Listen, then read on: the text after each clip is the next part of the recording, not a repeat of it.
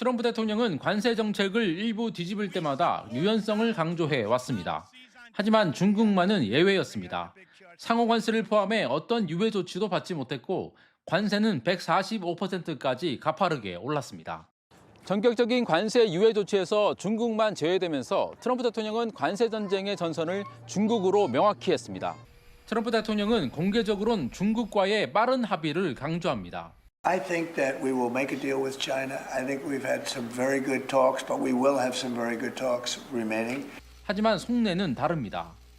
미국의 정치 전문 매체 폴리티코에 따르면 트럼프 대통령은 아예 중국과 협상하는 비공식 외교 채널을 막고 있는 것으로 전해졌습니다. 장기적으로 시진핑 주석과의 담판을 염두에 두고 압박 강도를 높이고 있다는 겁니다.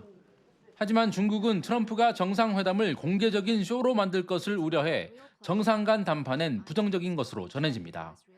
초고율 관세를 비롯한 잇따른 압박 조치에도 중국이 강경 대응하는 건 역시 같은 맥락으로 풀이됩니다.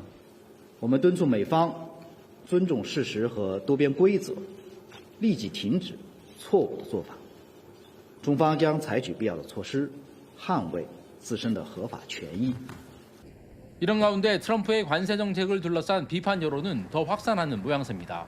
CNBC 여론조사에서 트럼프의 경제 분야 국정 수행을 지지하지 않는다는 응답이 55%에 달했습니다. 미국 국민 과반이 부정평가로 돌아섰지만 트럼프 대통령은 여전히 견디면 된다는 식의 주장을 굽히지 않고 있습니다. Again, there'll be a transition cost and transition problems, but in the end, it's going to be a beautiful thing. 워싱턴에서 JTBC 정강현입니다.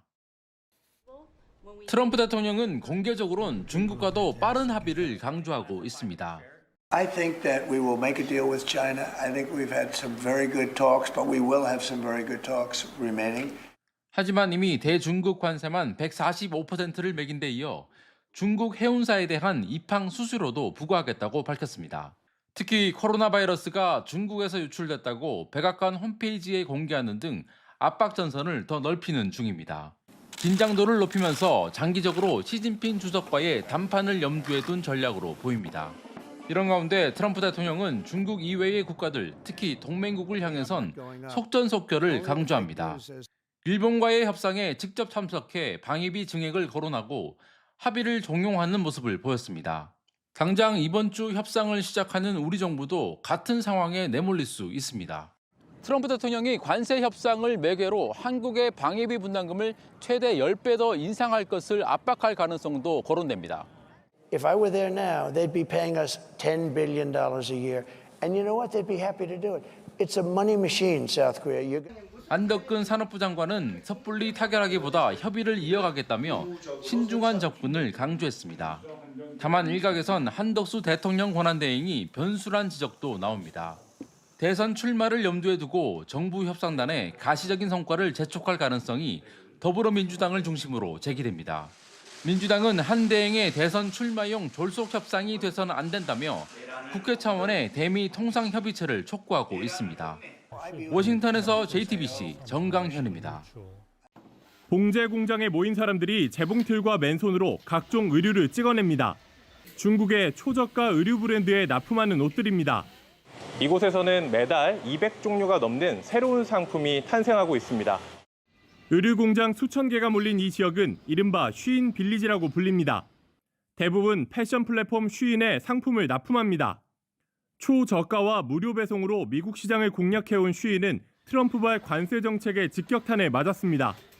당장 다음 달 2일부터 소액 소포에도 $100 이상의 관세가 붙기 때문입니다. 쉬인의 위기는 곧 납품 공장들과 노동자 수십만 명의 생존 문제로 이어졌습니다. 肯定货量就少啦，货源就少啦，就是订单就少啦。 세계 최대 가구 생산 기지인 이웃 포산시도 한숨으로 가득 찼습니다. 의류보다 단가가 높아 관세 여파도 큽니다.